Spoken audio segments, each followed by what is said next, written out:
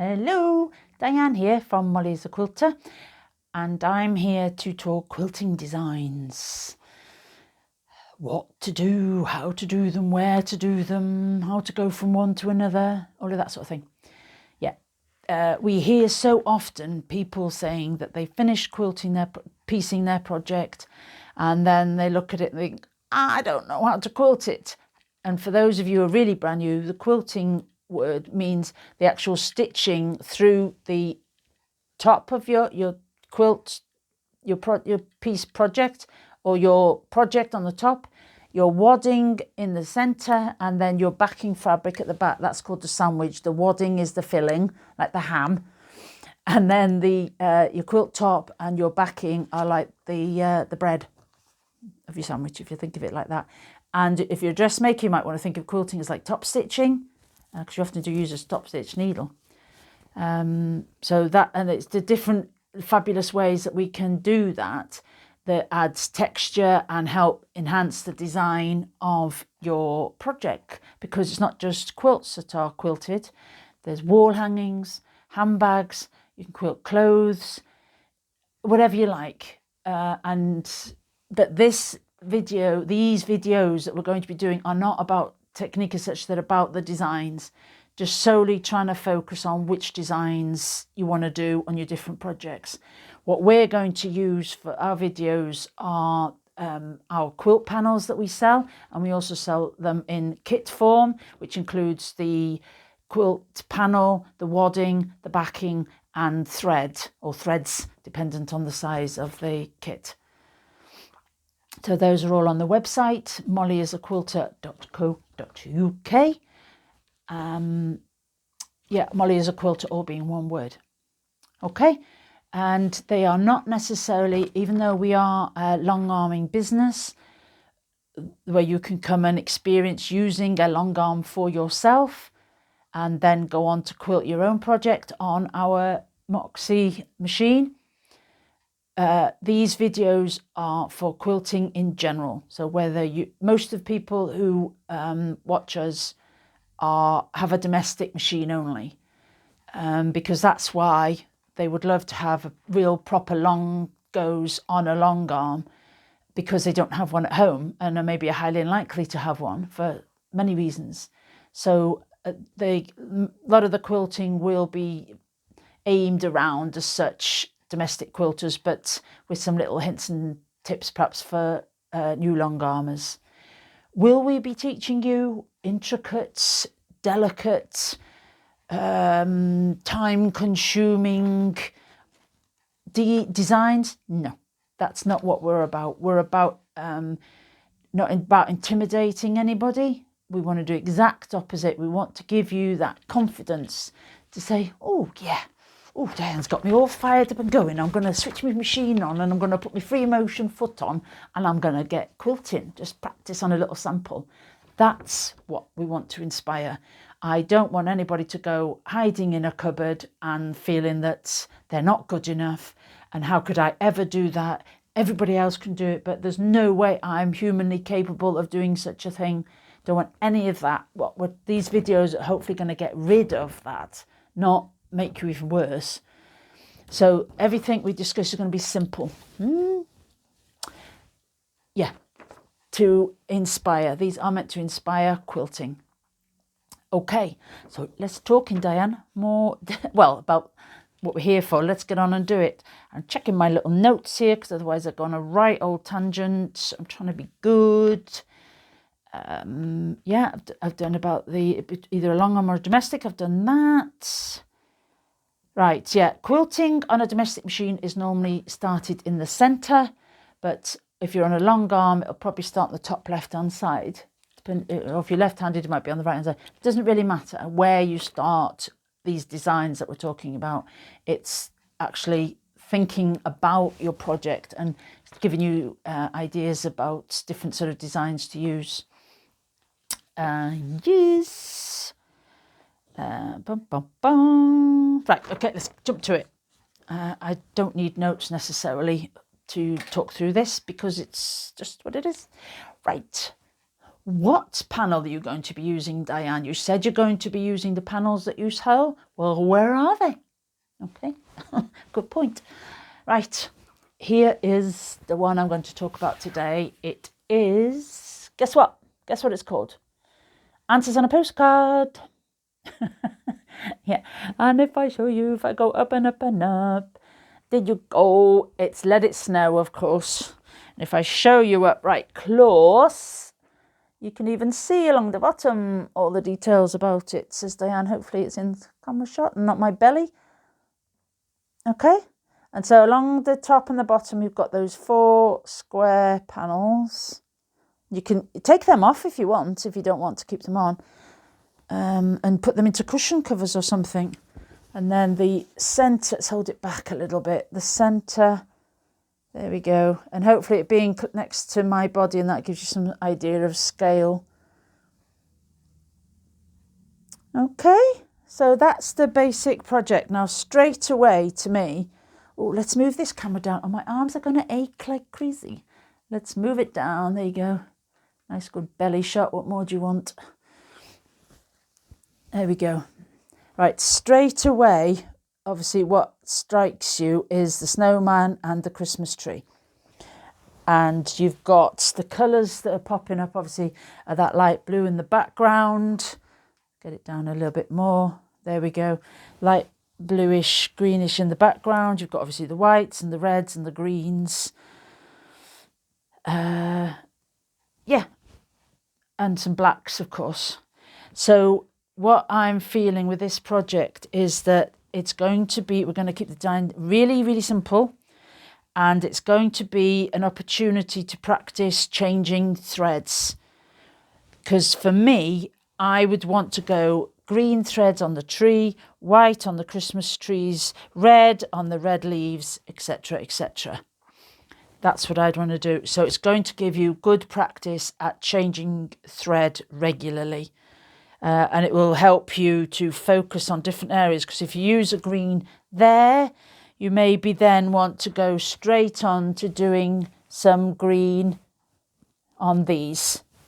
And whether you choose to actually match the, if you look up close to that, if you actually choose to match each green shade, that's completely up to you. Or just keep it all the one, and the digitally printed design will still come through your stitching. Okay, that's what I would do. So this is basically what I'm going to be saying about the whole thing.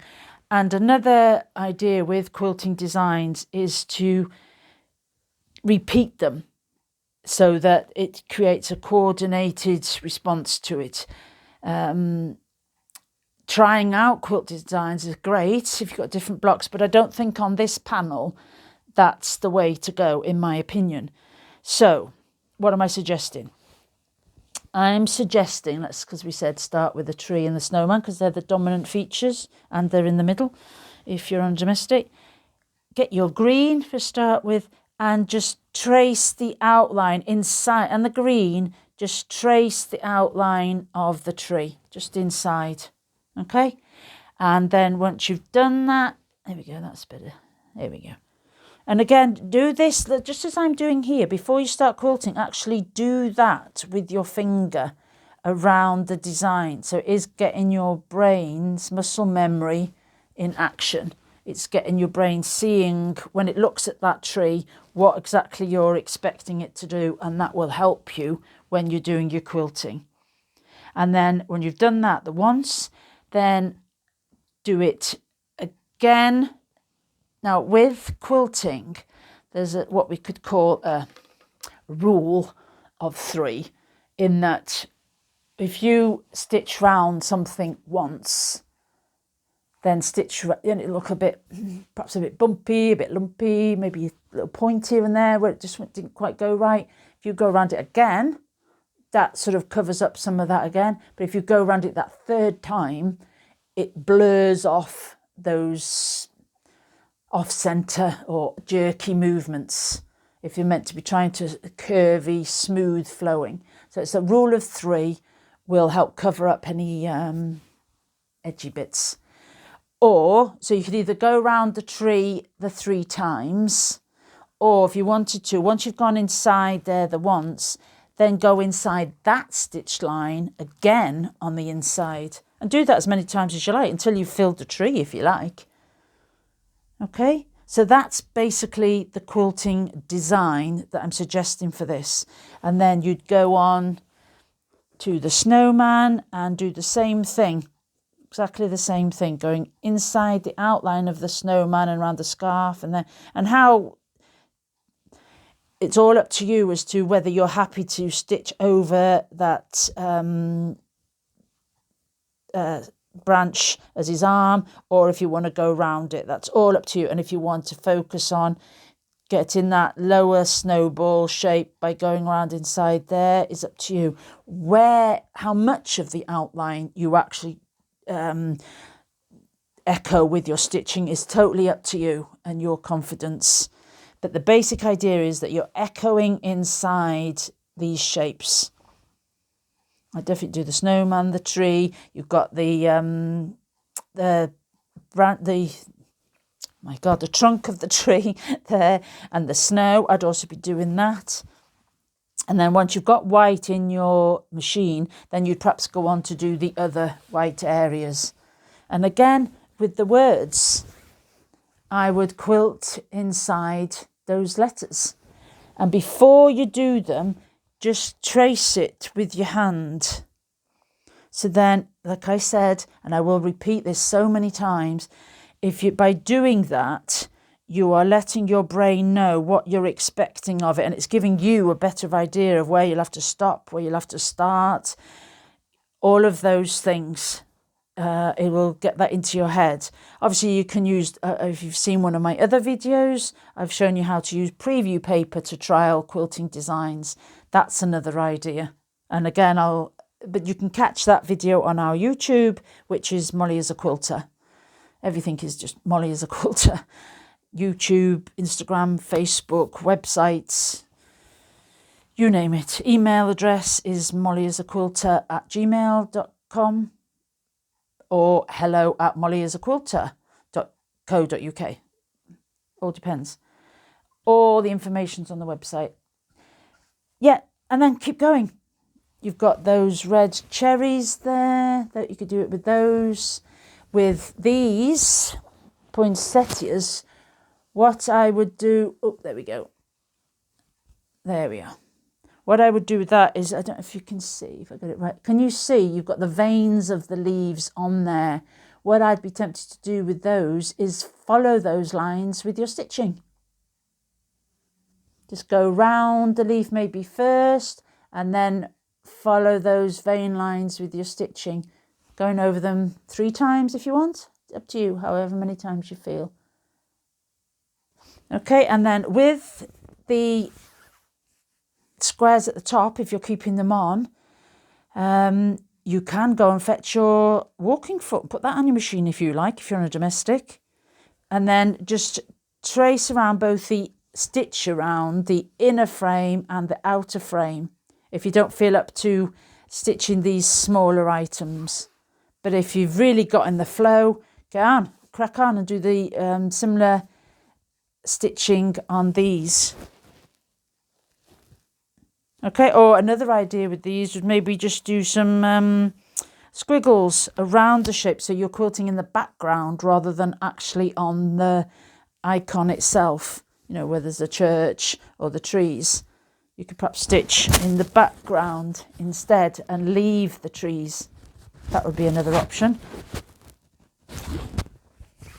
Okay, so definitely with this one, it's about changing threads regularly and basically tracing the outlines of the shapes in the different colours.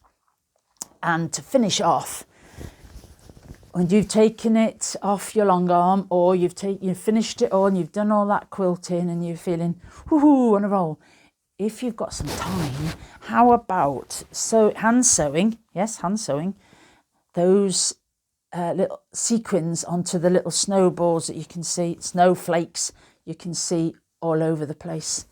And even on like these snowflakes, if you didn't feel up to quilting those, just hand stitch some sequins on the tip of each snowflake. tip. Just hand sew a couple of stitches in each hole of a sequin, and then just put those, and that is actually quilting the piece as well, because your stitches will go through all 3 layers, so that's still quilting. Yeah. See? Simple. Doesn't have to be complicated, but the skill you are developing on this panel, if you do it similar ways to what I've suggested, would be you're really getting used to changing your thread colour regularly. And my advice for that is try and use the same thread type for it all, so then you can keep the same bobbin. But if you've got your tension right, let's say you use glide, like we sell the glide thread. So if you use glide, you want a red glide, a green glide, a white glide, a brown glide, you know, all those colours that are in this panel. If you're using the same quilt brand and type, you know, weight of thread for all the different colours, you're less likely to have tension issues. And don't forget to test your tension before you start on any. Test every time you change a colour if you want. That's up to you, but you've got a better chance of success with tension if you're using the same brand and weight of thread throughout your project. Obviously, I'm going to say order some glide thread from us. Order a kit. Of course I am. Okay, hopefully that's inspired you a little bit. And if you do either buy one of these panels or quilt it yourself, or any project that this has helped inspire you, get over a little bit of fear, helped you, encourage you to play, put the comments in the boxes below after you have ticked the like, that you liked everything. And of course, guess what else? The follow. Don't forget to click on follow so you catch all the other videos that we'll be doing to inspire you and give you quilting design ideas. Okie dokie. I think that'll do. Catch you later.